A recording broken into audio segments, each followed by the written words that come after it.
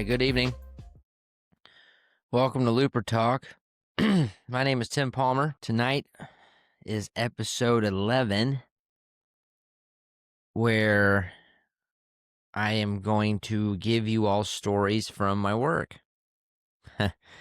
So it's going to be a bunch of bullshit. And I want to clarify some stuff first for some golfers. And I think caddies would like this clarification too, because we get this a lot. Now, I'm not speaking for country club caddies. I'm speaking mostly on resort caddies when I say this. But I get this question asked all the time. And I'll share one story where I did deal with a scenario where it was interesting. But they always ask, man, how many people do you get that are just assholes? And I'm like thinking 1, 2 out of 100. Now, douchey, like people I wouldn't hang out with, that's a different number. But people that are simply mean and hard to deal with, like I don't want anything to do with them, 1 out of 100 is at least my experience. And I'm at a place where it's like Disney World, so people are very excited to be there. They've spent a lot of money to get there. They're very hyped up. There's a lot of anxiety and anticipation getting there. So when they show up, it's like a big climax, right? So yeah, not really a ton of assholes. I mostly deal with people that are okay, that I wouldn't hang out with outside of work, but wouldn't mind playing golf with them. But quite a few people I end up being friends with too. So it's a cool job to network and connect with people all over the country, even all over the world, and where I'm at. So this year it was a group of 12, so there were 6 caddies. And Bandon Dunes has 5 courses. So most of the time, groups stay there between minimum 3 days, max is about 6. And a group of 12 coming from the Midwest out there, they're going to spend on average around 5 days. So it ends up becoming a long trip for a lot of these guys. And day 3, day 4, it's a 36. Some of us are pretty over it. Some are vibing with some of the guys. It just depends on the situation. It's a very subjective deal. But this group had this one guy. He was he was from Southern California, so he's Spanish, Mexican. He had a hot temper. And he was where were we at? We were at Old Mac, and we get done with a round, and he's complaining. It was just 18 holes. We show up the next day, and he already fired one of the caddies. And this job, there was 6 caddies all carrying 2 bags, and they were all senior caddies. And so him firing one of the caddies, that was like, okay, well, now we're sitting back thinking this dude's either really sensitive or he's just an asshole. And where were we at that morning? I think we were at Trails. And he had somebody, everything was fine, kosher, nothing. You could tell he's still a little irritable, and the guy didn't want him back. I know that. The caddy that had him that morning was like, no, I'm not doing that again. And so bit the bullet, and I got him. We're at Bandon. I still can't believe this. We're at Bandon, and what's interesting is when you get groups of 12 and they show up, they'll have a Ryder Cup or some match play deal, and they'll get a scoreboard, right? It takes them 2 years to get there from the waiting list, and again, the anticipation's high, so there's a lot of emotions that go into this trip for a lot of these guys and girls. And so we're walking down 18, and it with a north wind, it always plays slightly hurting. And it's a par 5 dogleg right. We're in front of this pot bunker. It's a front pin, so it's like 230, 235 flag. Actually, it's not front, it's right in the middle. Excuse me, it's above the ridge. And he's like, "Oh, I'm gonna hit some 210." And I was like, "Man, you got to hit at least the number. You could get it." And I zapped the back of the green, and the back of the green was 250. And I was like, I don't mind 240. Oh, really? You want me to hit 3-wood here? Again, we were at it all day. This guy had a reputation. I don't want to get into all that. So he ends up hitting it to about 18 feet. Stoked. It was the best shot he's hit all day. We get done. He's riding high. He misses the putt, of course, whatever. So we're done. And he said something really weird to me. He was like, he was like, yeah, so you got my golf clubs, right? And I'm thinking, yeah, if you want me, because he paid me pretty well. And if I got to deal with the asshole and I know his club selections and we're okay, and he'll go do his thing and leave me alone and just let me talk and then do his own thing. I don't mind that. If you're going to be a douchebag, but then be away from me, fine. Just leave me out of it. I think he asked me that 2 or 3 times. So anyways, the next morning we show up at Old Mac. And I walk off the shuttle, and the first thing out of his mouth, I shit you not, dude, it's the first thing out of his mouth. He looks up and he goes, "Hey, caddy, where the fuck are my golf clubs?" And I'm thinking, oh, and I started laughing. And I said, "Man, we're starting off on a good foot, huh?" And he goes, "No, seriously, dude, where the fuck are my golf clubs?" And I look over, and one of the employees, the guest service agent, she is actually crying because I guess he scolded her already. And the guest service agents, they found him at Bandon. And he comes up to me and he goes, "You were supposed to take my golf clubs home with me. Like, I was supposed to take them home." He goes, "You were supposed to take them with you and then bring them back with you, have them all ready for me right here, ready to go." Yeah, so let's go back. This dude expected me to take his clubs home to my house and then take them back to the golf course. We left him. He walked off the course, left him on the deck on the first tee, right there on the deck near the pro shop, and he left him there all night long, just out in the open. Just and how rude he was. That was so. By the way, I didn't carry his bag. No way. Sorry, I can't get talked to like that. He said some other stuff, and I told him, I was like, "I can't carry your bag, man. I'm sorry. There's just no way I'm doing that." God bless you. And after that, no caddy wanted to carry his bag, and I don't think any of us did. We just let him carry his own, and they were, I think they had 2 more days there maybe, and they were gone. He kind of fizzled out, but he was like walking off that shuttle and having someone say that to you. And being a caddy, I don't want to sit here and put, "Oh yeah, poor pitiful us, we're caddies, we get talked to," like, yeah, it's part of it. Look, I know there's some caddies that have a reputation, and then there's also some really good caddies. There's the board of what kind of person you're going to get when you're in this field of work is incredibly vast.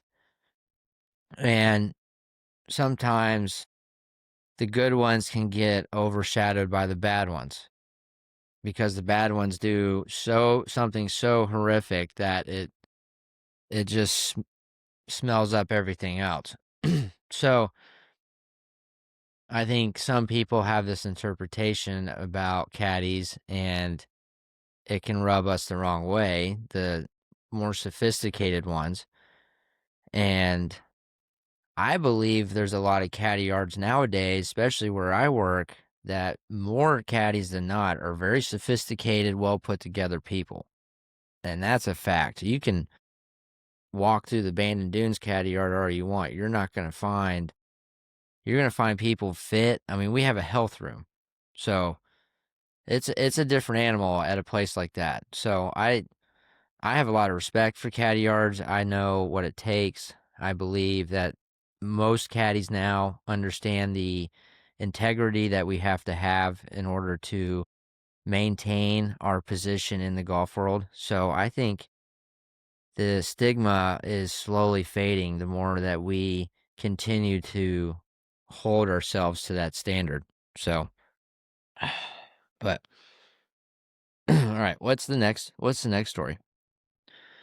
We'll just tell you a couple more and then we'll Oh, okay. So this is and I would love I would love if some caddies could come on here and tell me some stories.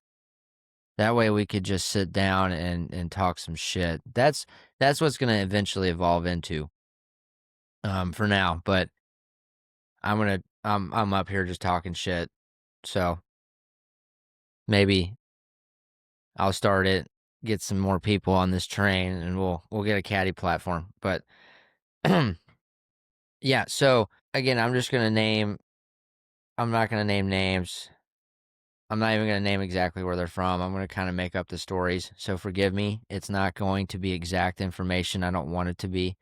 But these stories, even though they're paraphrased, they're around 95, 98% accurate. So I might throw a little extra in there. No, I'm kidding. I'm going to try to keep it it's going to be as real as I can get it. It's just, I don't want to expose people and where they are. So, all right. We have a tournament every year. It's a big charity tournament for the Evans Scholar. It's at Bandon and it's a big deal. And, they get a lot of donations for kids. I didn't know anything about it till I got to Bandon, and I try to donate every year, a couple hundred at the least, and I think it's a great program. So I was caddying in this. I've been a part of this tournament, caddying for it about say like 5, 6 years. They don't come anymore, but it's these brothers, and they would bring clients with them, and they are wild. I don't know what it is. I have a few of those clients. I can think of 3 sets of brothers, and they're all wild as shit. And they're all within 2 years apart, and they're all about mid-30s, mid-40s range, and wild.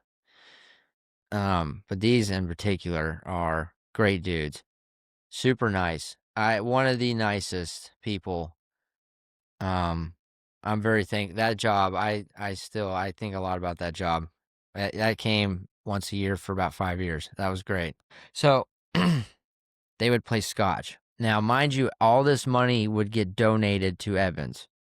So this wasn't like, now they were filthy rich. Okay, they were loaded, for sure. But all this money got donated to the Evans Fund, which see. That's how cool it is. But it was pretty wild. This one guy, he came in and he had like these paint cards, I believe, or something like that. They were 3 different colors of red. And he walks up to me and he's like, "What color paint card would you pick out of the 3?" And I didn't think anything of it. I'm like, "Oh, that darker red looks pretty cool." And so we're down, get to like the 3rd hole, and one of the brothers comes up to me and he goes, "Man, him and these fucking paint cards." He's like, he asked you that already?" I was like, "Yeah, he asked me which one." I told him the dark red, and he goes, "God, that's for his stupid fucking Ferrari, his new one that he's getting." He's like, he's like, he's already got one. And I guess he already had one. And he's getting another. Oh, I didn't know it took 2 months or 2 years for some of them to be made. I guess and I don't know that. So please quote me on that. I could be wrong. That makes not a lot of sense to me. That sounds like a big story, but I guess if it's certain custom orders, it can be pretty long to get in. Yeah, I don't know. But anyway, so these boys, they played scotch. And scotch is, you would have up to 5 points a hole. Or is it 6 points? No, it's 5 points in birdie. So it's low, high, total, KP, and that's prox. Low, high, total, prox. It's worth it. So 1 year, and it was a 4-day thing, and so they would run it through, and we're on the 4th day. Okay, my guys, we are down around, I think it was like 60 some $1,000. All right. And my dude was pissed. And he told me, he says, we're going to be gambling for some heavy money. We get to the 18th hole. He double or nothinged on this hole. And we were still down. I to the point where when we got, and mind you how I explained it per point, right? And we're down like 60,000. Okay. I shit you not. Or no, excuse me. The 60 plus the 50 was 110. Oh, God, that doesn't sound that doesn't sound right. Because the whole point is we lost $54,000. So what I think happened is we were down 70,000 and the putt was worth $20,000. There you go. That sounds right. And we made the putt. I remember that. And he was pumped. But this dude, so we get down to 18 and we are down $70,000. And we make the putt that's worth 20, and reading it was as stressful as shit as it is, right? And so we get off the 18th green, and one of the brothers walks up there and he goes, all right, man, let's just go ahead and get it over with. So and so the dude walks in his golf bag. I didn't know this, pulls out a checkbook, writes out the check, $54,000. Here you go. Hands it over to the man. Rock and roll. I know. I'm sure there's caddies that have seen more money than that, but to me, reading a putt that was worth 20,000, that was pretty cool. It was on 18. It was at Bandon. It was a front pin. We were on the right side. It was about a ball on the right, maybe a little bit more. And yeah, he just made it a little up the hill. It was great. So everyone wonders what was the most impressive round I've ever seen. And I'll kind of lead up into it. I show up on deck one day, and it's these two dads and these two daughters. One daughter's Asian, the other daughter's white. Same with the dads. And the dads are like, hey, we'll have you guys caddy for us, and one will caddy for the women.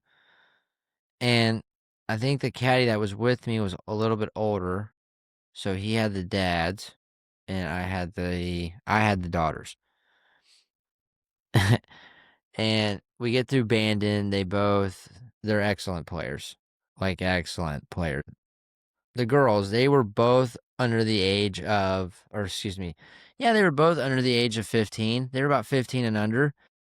Short, 5'4" to 5'2" to 5'4". Not super big. They were, I think, freshmen in high school. Yes, that's what I believe. Yes, they were freshmen in high school.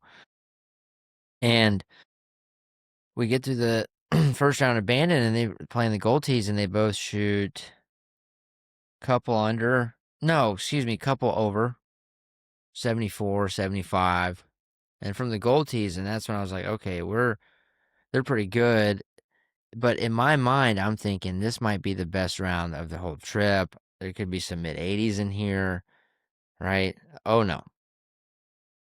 No, so we get to Sheep Ranch, and the group in front of us is so slow, and this whole 14, you have to walk over the hill. So I get up to the hill, and I don't know why, but I was like, obviously watching them hit. I'm like, hey, just hit over my head. I'm the perfect line. And they kind of both looked puzzled, but they were like, maybe they were kind of like smiling about it because maybe they wanted to try to hit me. And sure enough, both of them right in a row from 230 out. I had to move twice. Unreal. Like, it was like they flipped a switch that day. That was about the third day, I believe. And they both shot even par at sheep. And then we get to the final day and we're at pack.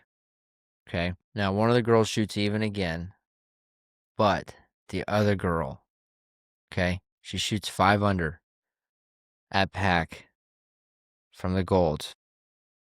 She was heading into her freshman year in high school at Pacific Dunes. This golf course is about 6,000 yards. No, maybe 5,700, but it plays about 6.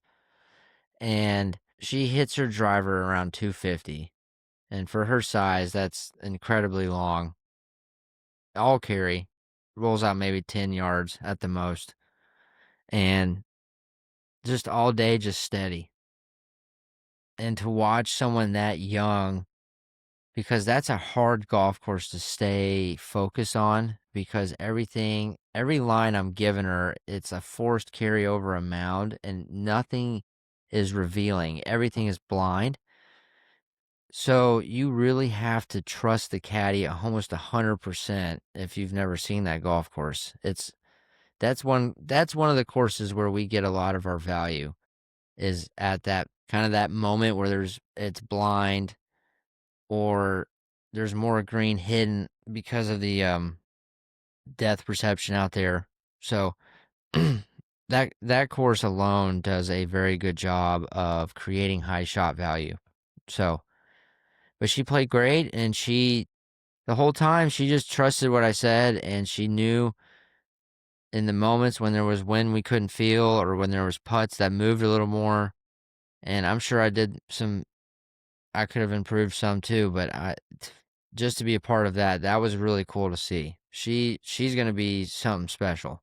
So, but that was, to me, what was the most impressive was to see someone that mature at that age and be able to handle adversity on a course, and to be able to, because it requires a lot of focus throughout that round. That round, you have to stay focused, you have to maintain composure, and you have to stay at a certain level mentally and not get too down, because you can get some bad bounces from hitting good shots and it can really distraught you. So you have to stay positive, almost toxic like, because there is some Mickey Mouse stuff out there.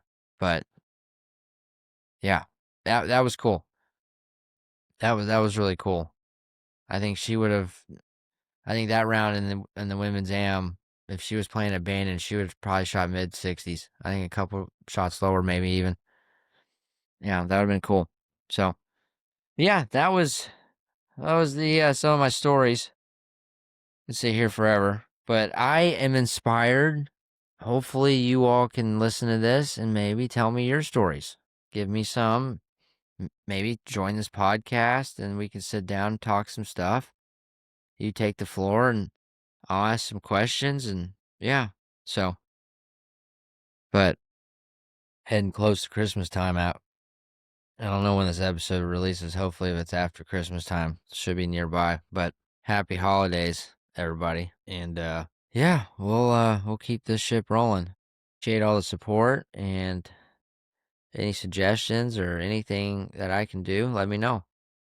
I'm here to help and here to make the game affordable, really, and to create a platform for us degenerates. So, thank you all again for tuning in to Looper Talk. My name is Tim Palmer, and don't forget, lighten your bags, 200 a strap. Thank y'all. Have a good night.